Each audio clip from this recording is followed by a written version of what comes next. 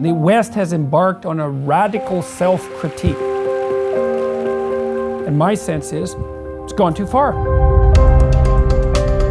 First of all, I am a clinical psychologist and a professor. The ideas that I'm really going after are those that animate the radical leftists. I'm very careful with my words. Well, that's also partly why I wasn't very happy with Bill C-16. It's about transgender rights. But it's also about the government's decision to compel the contents of voluntary speech. It's like, sorry, no. No politics in the realm of compelled speech, especially not if you're motivated by your goddamn ideology. We have to be able to say what we have to say badly! I don't think there's anything you can do to me to get me to abide by that law.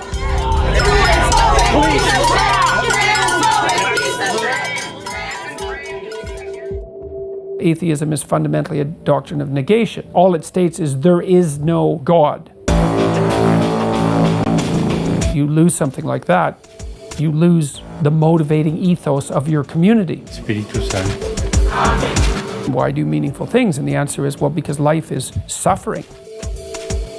Do some difficult things, do them well, and you justify your miserable existence.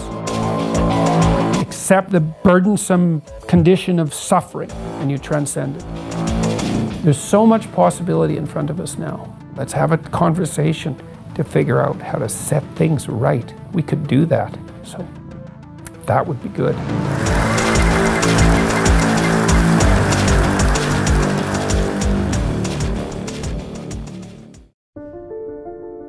They say that the human race is doomed, that we have lost touch with our true nature, that the media has corrupted us, and that the planet has no future.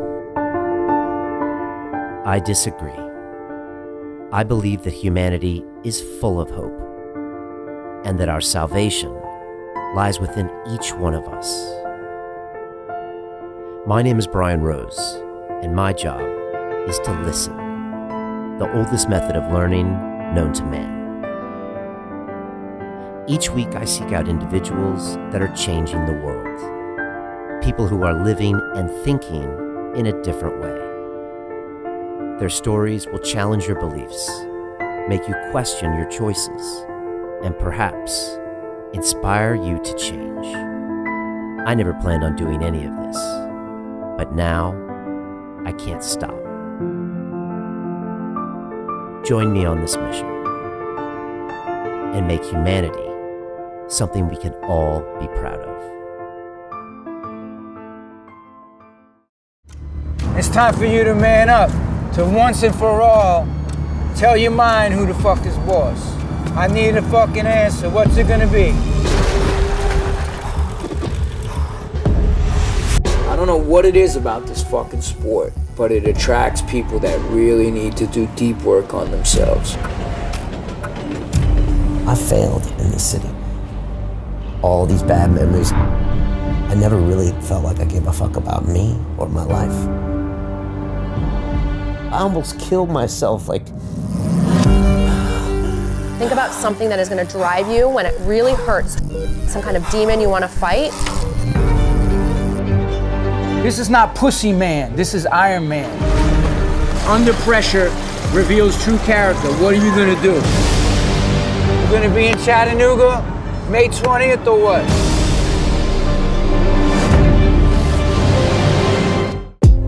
The New York Times calls him the most influential public intellectual in the Western world right now, Jordan B. Peterson. And the night before I filmed this, I went to the O2 Arena here in London and watched 8,000 people listen to a conversation between him and Sam Harris about religion and life. Incredible.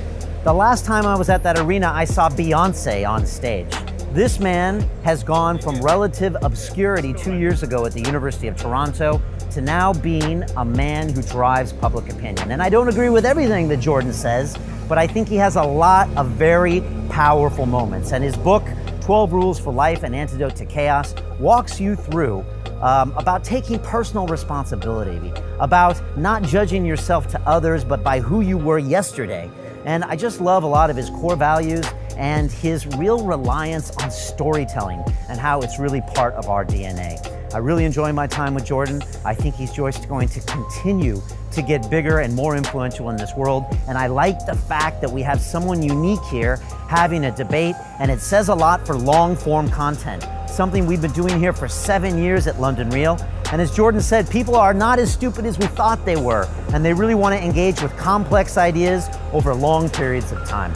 So sit back, relax, and enjoy my conversation with Jordan Peterson.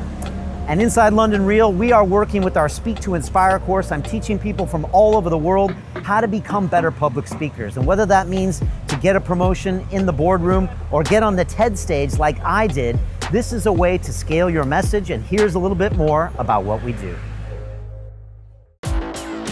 London Real doesn't stop when the conversation ends.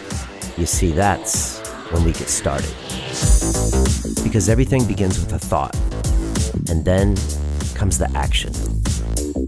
The London Real Academy is our global transformation platform.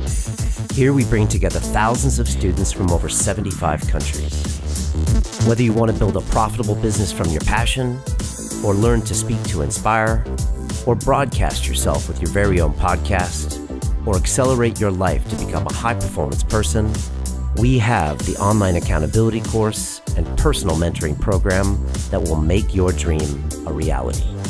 Join us, and we'll take your life to the next level, together. Our next accelerator course is starting soon.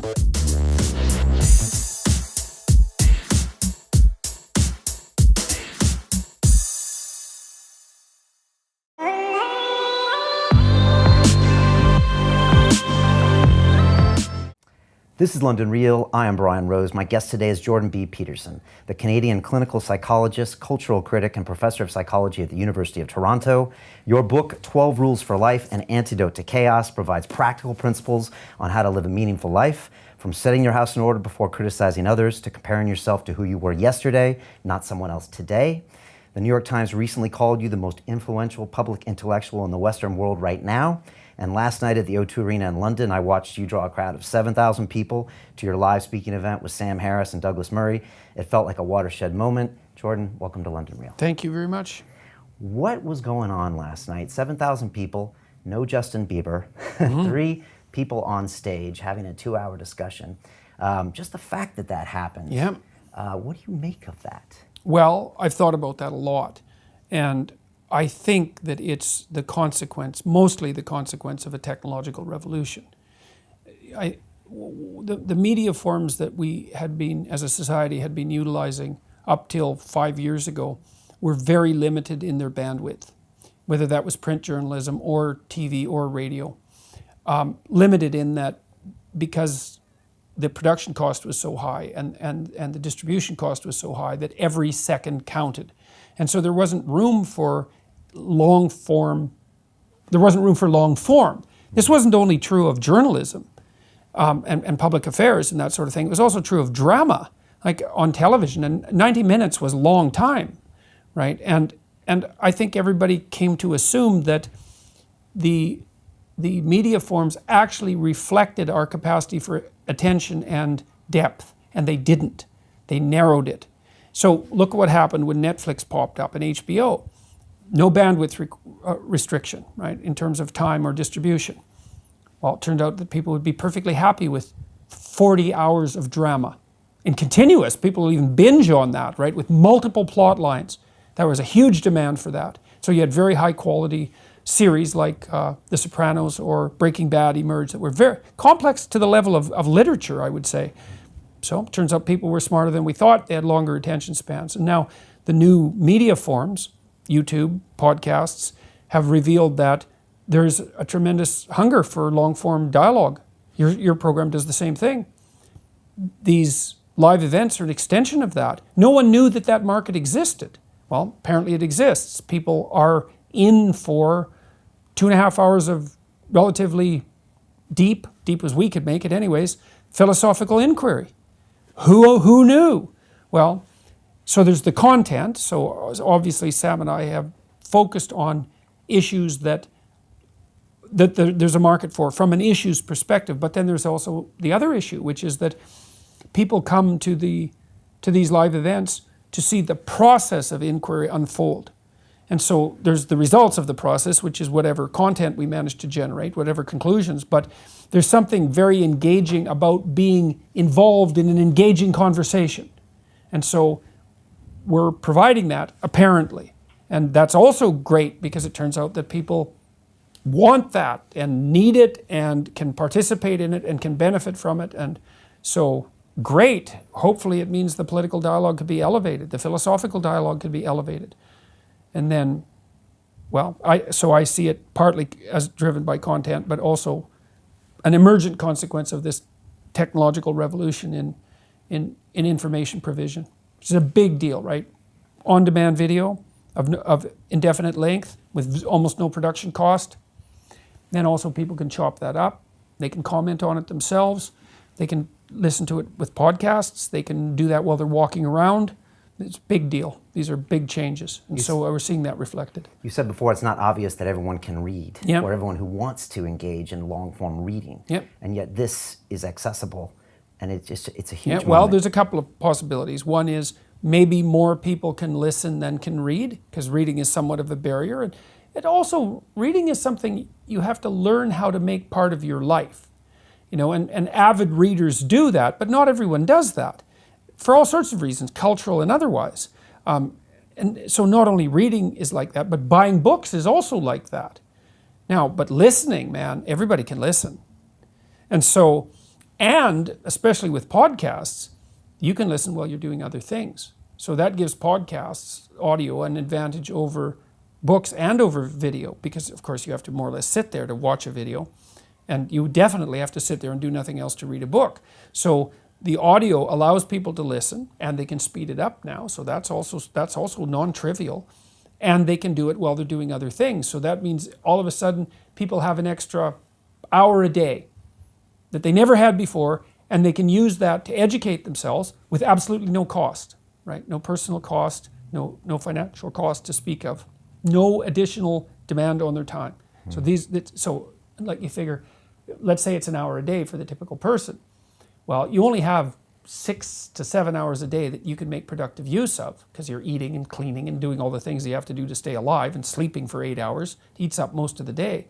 Now, all of a sudden, 10% of your life has been freed up so that you can investigate more complex issues if you have a mind to.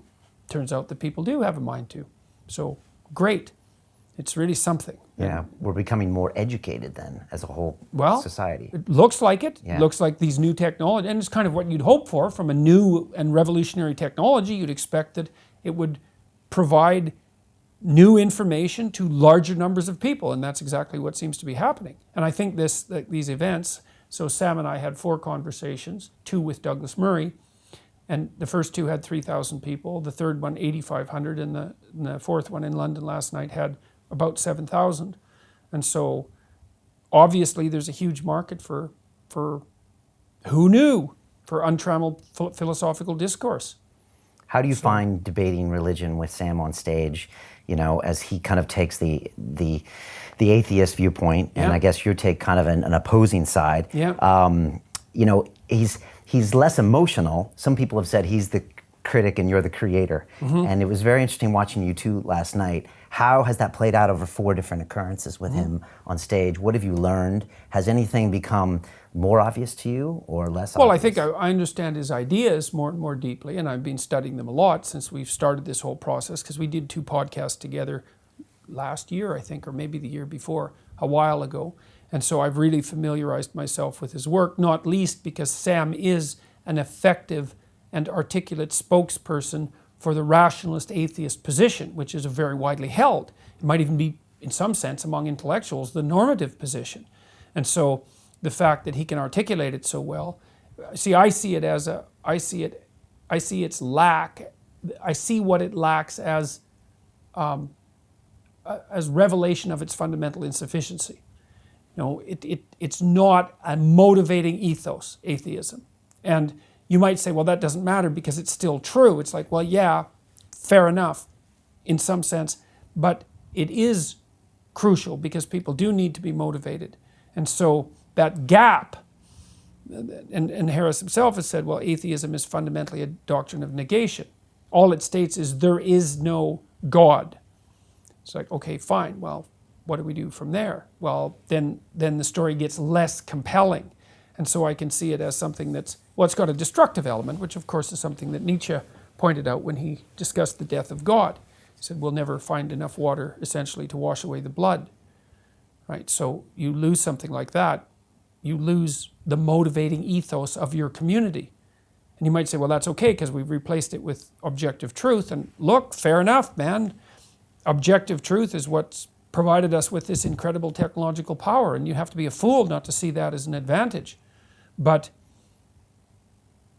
it's in an insufficient account in my estimation, and of course that's what all the discussions are about. I think we're going to release all the discussions as videos and also as audio, and I think there's clear development of both of our arguments across the course of the events, and very little repetition in the content. Some, because of course it's the same people, but I do think people will be able to track the development of thought across all the conversations. So I found it very worthwhile. Definitely made me sharper, and also made me more cognizant of Sam's arguments and why they're so attractive to people. Yeah. So, but ultimately he's denying something exists, and you're trying to say, okay, this thing needs to exist to move us forward and to give us an emotional base. Well, and that there's more to it than meets the eye. Yeah. And there is much more to it than meets the eye. I mean, one of my experiences has been, the more that I've delved into some of these fundamental stories, the more bottomless they become. The Cain and Abel story is particularly like that. It's 10 lines long. You could spend 10 years thinking about that story. It's so deep. It's almost impossible for me to imagine how a story that profound could be reduced to something that finite. It's mind-boggling. And of course, the story of Adam and Eve in the Garden of Eden is the same. It's like there's a reason we can't forget that story. Now, who knows what there's many reasons. Who knows what those reasons are? Is it in our DNA somewhere? Well, look, at minimum, you could make a biological claim, something like, and it's kind of the same claim that Richard Dawkins makes with regards to memes. See, I've always thought with Dawkins that if Dawkins thought a little harder, he would have turned into Carl Jung, because there's very little difference between the idea of a meme and an archetype. Jung's archetype is what you would consider a meme if you thought about what a meme was for 20 years. Right, so Dawkins came up with this interesting idea, the meme. It's like, yeah, but that's an idea that needs to be fleshed out a lot, because then you might think, well, there's a hierarchy of memes. There's some that are memorable for a while, and then you forget them, and then there's some that are way more memorable, and then right at the top there are memes that you will never forget. Then the question is, why would you never forget them? There's a reason for that, and the answer is something like, well, they're structured so that they're, well, this is a truism in some sense, they're structured such that they're maximally memorable. But then that begs the question, why are they maximally memorable? Why is it that your memory is structured to not forget exactly that? And that's where you get tangled into the evolutionary arguments, like, well, your memory evolved. It's actually a tool. The reason you have memory isn't to remember the past. The reason you have memory is to not do the same stupid things again in the future. That's fundamentally the reason. And so you remember some things and you don't remember other things. And your memory has a shape, and these stories fit into that shape. And so at minimum, the stories have evolved to adapt to your memory. Now, I would say since your memory has evolved to adapt to the world, that implies that the stories have evolved to adapt to the world. And I think that's a perfectly credible biological case. One of the things I did manage to do, because Sam often is considered the scientist between him and I, he's the scientist in the discussion, and that's actually a misapprehension in some sense, because I've just never got around to the science in our discussions for all sorts of different reasons.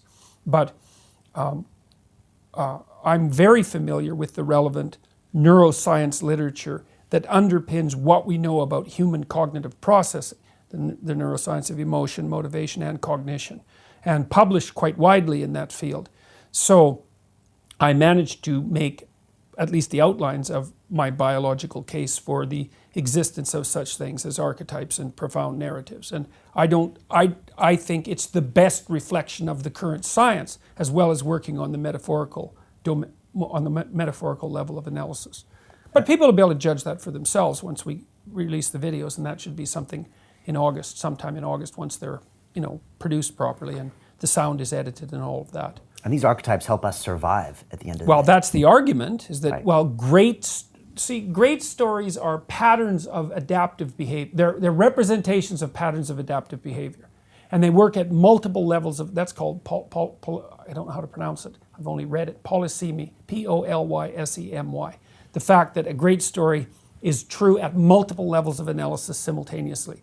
And you see this even in popular culture. Like if you watch a show like The Simpsons, an animated show, kids can watch it, but there's content for adults. You can interpret it at different levels of analysis. And truly great stories can be interpreted at multiple levels of analysis simultaneously. That's actually what gives them depth. So when you say a story is deep, it's, well, here's a meaning. Oh, look, here's another. Oh, look, here's another one. And then the meanings often exist in parallel with one another. And great stories, and the really archetypal stories are like that. The story of Moses, for example, that's an archetypal story. The idea that people escape from tyranny, go through a crisis, spend time wandering in the desert, are moving towards a better place. It's like that's the story of life, and it's encapsulated in that story. I'm going to do a bunch of lectures on the Exodus stories sometime in the next year. So I already went through Genesis, which seemed to be was certainly very useful for me, and lots of people seem to like it. You started talking about your father last night and said you really hadn't talked about that before, and I think it kind of got lost, but talking about how sons kind of emulate and maybe meme their fathers, and how this over time has kind of become maybe a representation of a godlike figure. But you sure. kind of got cut off there, and I was wondering if you could just talk a little bit more about that. Well, one of the things I tend to do is to look at symbolic representations through the lens of evolutionary biology, rather than assuming that these representations are mere superstitions or play no functions. Like we have the idea that there's a deity that's father-like. So it's a disembodied spirit in some sense, that's eternal, that has paternal characteristics. It's like, okay, well, strip it of its metaphysics, only I'm not saying that fundamentally you have to strip it of its metaphysics. I'm not making that claim. I'm saying if you strip it of its metaphysics and just look at it as a biological phenomena, it's like, well, what might the idea that there's an eternal paternal spirit, what might that be a reflection of?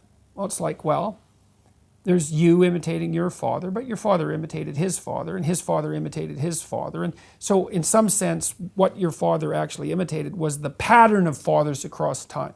And you could think of the transcendent father as the pattern of fathers across time. And it's the right way to think about it. And it's even developmentally and neurobiologically correct, because when a child imitates his father in pretend play, you think, well, when you're pretending, we're pretending to be your father when you're playing house, for example. You're imitating your father. It's like, no. If I'm imitating you, I do this, right? So I'm mimicking what you're doing with my body. But when I'm pretending to be my father, I'm doing something way more sophisticated than that. I'm observing my father across multiple situations. And then I'm abstracting out the commonalities in behavior and attitude across those situations that make him father. And then I incorporate that and dramatize it in my pretend play. It's unbelievably sophisticated. And so it's what the child is doing in pretend play is coming to embody the disembodied spirit of the father. So that's the disembodied spirit. But that disembodied spirit is a reflection insofar as the child is making contact with the father and not just the idiosyncratic personality of his particular father. He's abstracting out the generality across all those situations. And that generality is in turn a reflection of the imitation of the father going all the way back in time. And so you think, well, that is a disembodied spirit. It's a disembodied spirit that's incarnated in the collective of fathers across time. And what is that? Well, it's a judge, that's for sure. It's a judge. Even when you interact with the hierarchy of men who are currently alive, something can be abstracted out of that that's like the patriarchal spirit. And if you don't think that's judging you, you are not thinking. It's absolutely judging you. That's what rank orders you in a hierarchy. It's even what the feminists accuse our culture of being, that disembodied, judgmental, patriarchal spirit. There's something to that. Of course, they think of it only as a tyrant, which is a big mistake. And so... You're saying there's function to that, and Oh, that's God. a natural selection. Of Well, course. there's function in it insofar as society itself is functional. I mean, the feminist critics, the radical leftist feminist critics, to be more precise, and not all of them are even feminist, make the argument that there's nothing in our hierarchies except tyranny and exclusion. It's like, well, that's completely preposterous. They say that while sitting in comfortable armchairs with the electricity on and the water running and no riots in the street and well fed and well clothed and protected from their enemies. I mean, it's so preposterous. I can't even believe we've even come to this point. That's because of hierarchies that they're not looking at. Of course. Right. And of course the hierarchies tend towards corruption and blindness, obviously. And when they become corrupt, then they're more likely to be dominated by people who use power as their fundamental mode of being. But that doesn't mean the bloody hierarchy is nothing but a corrupt tyranny of power to begin with. I mean, that's the definition of the ultimate authoritarian state. And if you think Western society is the ultimate authoritarian state, then your level of naivety is something on the order of miraculous.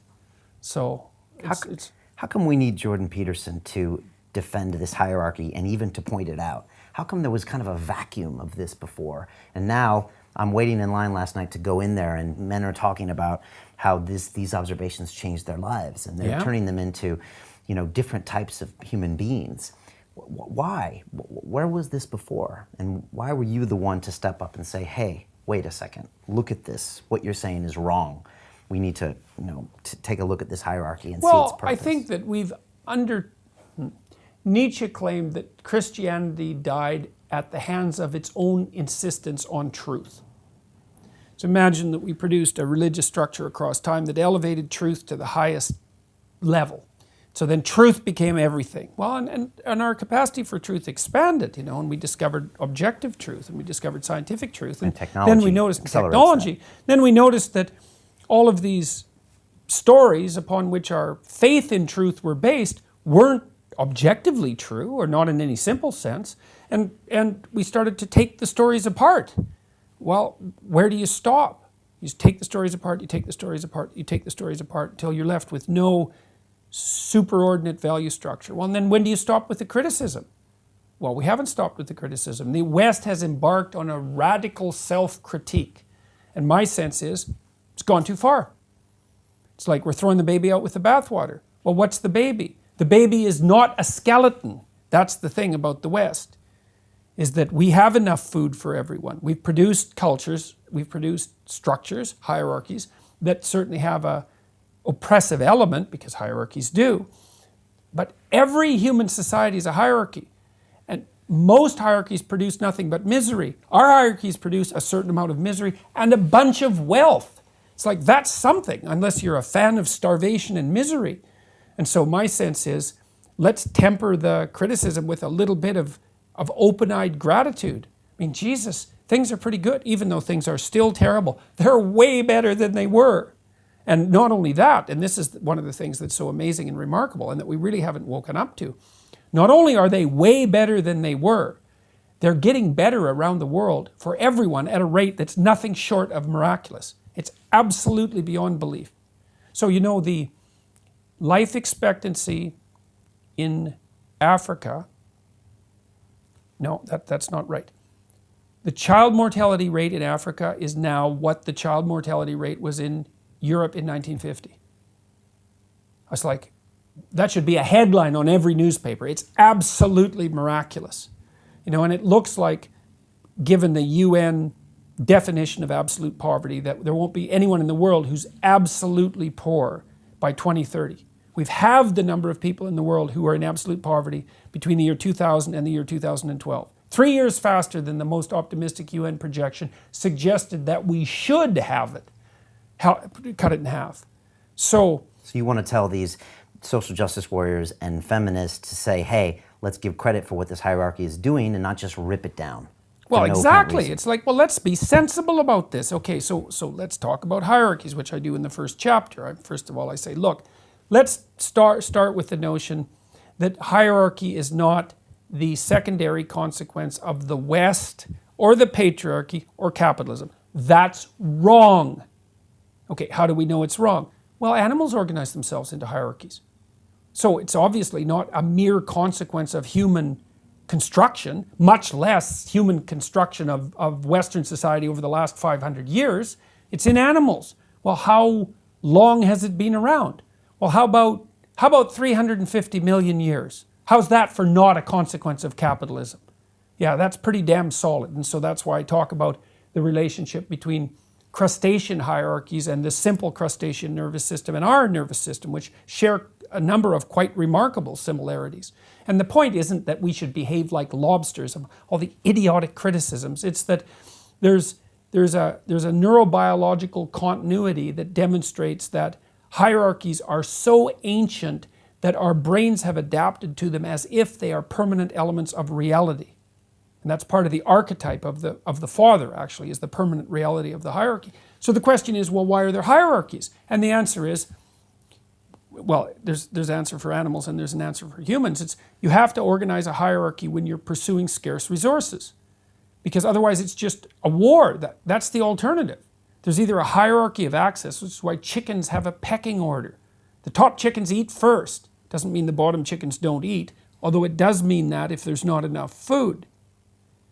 And all the chickens accept the pecking order because otherwise they have to fight. You say, well, that's pretty rough on the bottom chickens. And yeah, but not as rough as being pecked to death. Like, it's rough, but it's not as rough as constant battle. So a hierarchy in some no small part is the alternative to Hobbes, to the Hobbesian state of everyone against everyone else. And so that's one reason for hierarchy. Another reason is, well, if you're going to pursue, let's assume that you have to pursue something useful to stay alive. And I don't think anybody's going to disagree about that, because you just sit around, you're going to die. So you have to go out there and do things. Well, where? Well, in the social environment. Oh yes, with other people. So you have to cooperate and compete with other people to do something useful. Well, then you're going to make a hierarchy around that goal. And in that hierarchy, two things are going to happen. A small number of people are going to be the best at doing that. So that's an iron law. That's why there's Which is hard for people to accept sometimes. Not everyone is a basketball star. Not everyone is a soccer star. Not everyone is a great musician. Not everyone is an artist. There's lots of hierarchies, but in each hierarchy, it's a small number of people at the top who do most of the productive work. Everyone can't win first. And certainly not in every game. Right? Maybe if we had enough games, there's a game for everyone where they could be first, and a pluralistic society does in fact manage that quite well. But then the other thing that happens is not only does a small minority of people do most of the productive work in the hierarchy, but most of the gains of the hierarchy go to a small percentage of the people. You see that with wealth distribution. Okay, and that's a problem. The problem is dispossession. Here's the creative hierarchy. Most people aren't contributing. Okay, what the hell are they going to do? That's a big problem. Here's the wealth hierarchy. Most people aren't wealthy. So what are the people at the bottom going to do?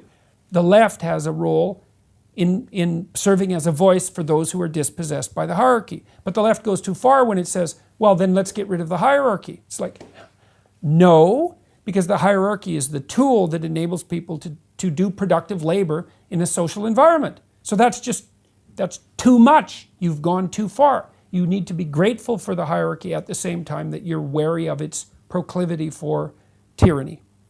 And that's what you do. You tell people when they've gone too far. Well, that's what I'm trying to do, right. Is to say, trying to delimit. Well, we've kind of figured out when the right-wingers go too far. You know, right-wing identity politics devolves into claims of ethnic and racial superiority and moral justification on the grounds of those, for actions based on those categories. Right. When do the left-wingers go too far? Oh, we don't know. Well, first of all, we certainly know that they can go too far. If you don't understand that the left has gone too far, then you're woefully ignorant or you're willfully blind. Those are the two categories. Example that was C16, which when we first started hearing about you 2 years ago, was restricted to transgender pronouns. Yeah, well, it was for me. Was because, for you. Yeah, because my sense was, well, what's this law about? Well, it's about transgender rights. It's like, well, that's one of the things it's about. But it's also about the government's decision that they can use, that there's a certain morality of compassion, hypothetical compassion, can be used to compel the contents of voluntary speech. It's like, sorry, no, I'm not going there. You guys jumped out of your box. You're in a domain you shouldn't be playing with. I don't give a damn if you're justifying it with your false compassion, because what I saw it as was an extension of this leftist hierarchical critique rather than anything that had to do with true compassion. And so I might have been wrong about that, but I was correct in a couple of assumptions. One is that had never been attempted before in the history of British common law, of English common law. It was also made illegal by the Supreme Court in 1942 in the United States. And there was no precedent for that sort of thing in Canadian law. So the idea that that was an extension of governmental power beyond what had been attempted previously in Canadian society and in English common law history was definitely true. And it's the free speech thing that really bothered you, when people try to regulate the free speech. That was a big alarm bell. It wasn't even that they were trying to regulate it. We have some regulation of free speech already, right? Libel laws, for example, defamation, and so forth, and those are justifiable. Free speech doesn't mean you can lie about someone in a harmful way, for example. And maybe you could even make a case that hate speech laws are justifiable, even though I don't think they're justifiable, because it raises the specter of who defines hate, and that's actually a fatal flaw. But it's a whole different thing to say, well, here's some things you can't say, than to say, here's some things you have to say. It's like, no, sorry, what do you mean by have to? Exactly. It's like, and my sense in that situation was, I'm not doing that. So you are not compelling what I'm going to say. You've gone too far. And I think that I have a responsibility to the content of my speech that, as far as I'm concerned, is sacred. It's like no politics in the realm of compelled speech, period. There's no way you're going there, especially not if you're motivated by your goddamn ideology. So that was a line as far as I was concerned. You could have been fired. You almost were. Well, the university was in an awkward position, because there was already provincial legislation that compelled such speech. And so now it was moving to the federal level. I made the case in the videos that I might have been breaking the law by making the videos criticizing the legislation, because as far as I could tell when I read the surrounding policies, that was one implication. And so then my critics came out of the woodwork and said, oh, Peterson is exaggerating the danger of this law, which is of course possible. But then the university lawyers viewed what I was doing, and they looked at the policies and they thought, no, what he's doing might be illegal and we could be held responsible for it, because that was part of the legislation, that your employer is as liable for what you say as if you said it, even if you didn't know that your employee said it, and even if the results of what they said weren't intended by the employee. That's the law. Absolutely appalling law, but that's the law. So obviously the university lawyers read the law and they thought, oh, we can't let him do this, because if it's illegal, then we're also breaking the law. So they sent me 2 letters saying, you have to stop. So then I read those letters online because they were very badly crafted. Now I told the university when they gave me the letters, I told my chairman, I said, I read the letter, I said, this isn't accurate. You should, if you're going to go after me, you should take this letter back and rewrite it properly. So I gave them due warning. She said, no, the letter stands. Like, fine. So then I read it online with all of its inaccuracies and internal contradictions. So, and then, then I negotiated with the dean. The dean was a fine guy, and there weren't malevolent people behind this at the level of the senior administration, although there was plenty of that at the level of the activist types, which are, the universities are full of. Then they agreed that we could have a debate about the issue. And that turned into a discussion rather than a debate, but that, whatever, that was the step in the right direction. And then they left me alone. And then I know, from what I've heard, this is all scuttlebutt from behind the scenes, that what the consequence of that was that the University of Toronto has actually quite intensely reaffirmed its commitment to free speech rather than equity and so forth. So they've, in the aftermath of all that, they tilted in the right direction. That's what I've been made aware of. So they didn't do too bad. I understand why the scandal erupted, because they were put in a rough place. Now, I don't feel that sorry for the university, because the university has also generated the sort of people who made those damn laws, so they're hoist by their own petard, so to speak, and that's increasingly happening, because when you make bad rules, then the people who make the rules get tangled up in them too. And this is that leftist agenda that's promoted at universities that's kind of ripping down these hierarchies that, without actually giving them proper thought process. Yeah, with no respect, no respect, no gratitude. No understanding, no respect, no gratitude. How did you get from there to where you are now? I mean, the last 2 years has kind of been a whirlwind. This book, I think, is the best-selling book in the whole world in the last 6 months. Yeah. How did this all happen? Well, that's a good question. You know, one answer is, well, it takes 10 years to become an overnight success. You know, I mean, it's sort of like this, but it's sort of like this. You know, like I wrote a book before this. It's a difficult book, but it had its domain of impact. Maps of Meaning. Yeah, I mean, I taught from that book for 30 years, so I have lots of students distributed out there. It's, you know, how many, 300 a year for 25 years, so it's 7,500 people, 7,500 to 10,000 people. So that's not no people.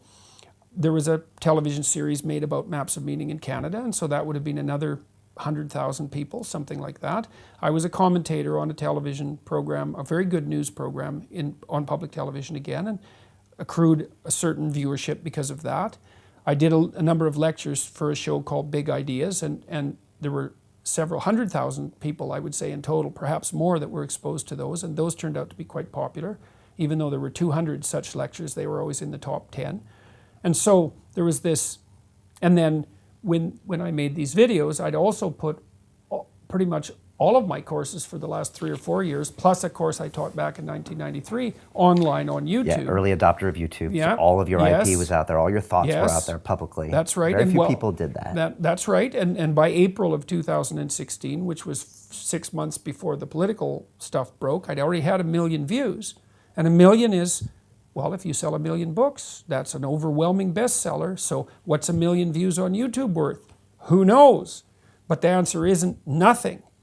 So there was all, and then when people came after me, when I took my let's say political stance, which is really a philosophical, I really think it's a theological stance, not even a philosophical stance, because what I saw in that legislation was a sin against logos, like it was a crime against free speech.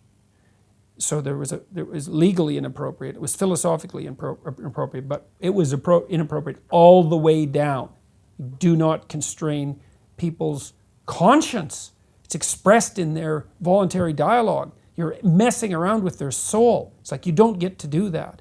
And so, well, so when this scandal erupted around that, you know, and I was pilloried by some journalists and vilified by many students and faculty members who wrote petitions trying to get me fired and all of that, I had 300 hours of YouTube content.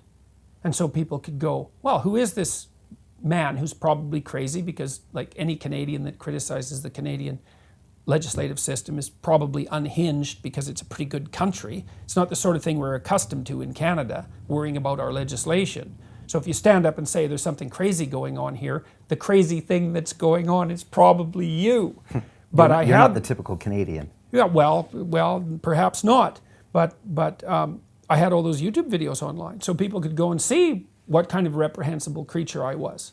And it turned out that, you know, I'd made everything I said to students fundamentally in my whole teaching career completely accessible publicly. And there were no smoking pistols. So that put people in a kind of a conundrum. It's like, well, he isn't obviously a radical of any sort.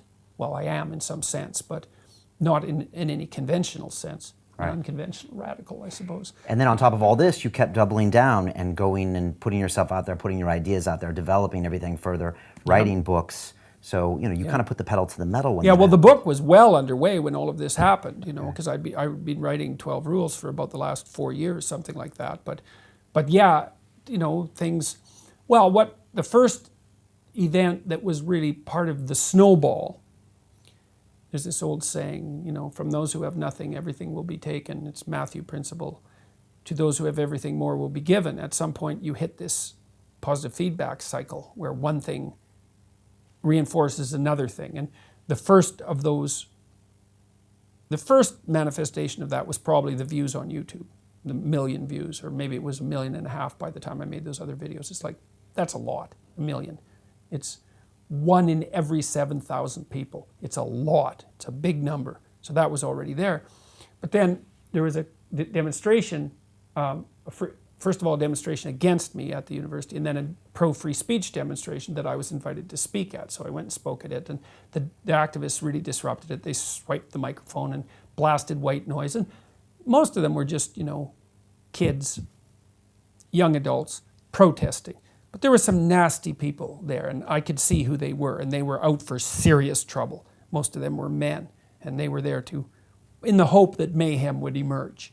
And so I could see, and one of them was the guy who was blasting the white noise and so forth. And that was all filmed, not by me, but by people who were there, and a lot of it by the activists themselves. And then afterwards, I came down after the demonstration was over to talk to the cops to make sure that nothing too stupid had happened. And I was accosted on the way back into the building by a group of activists, and they filmed the whole interaction.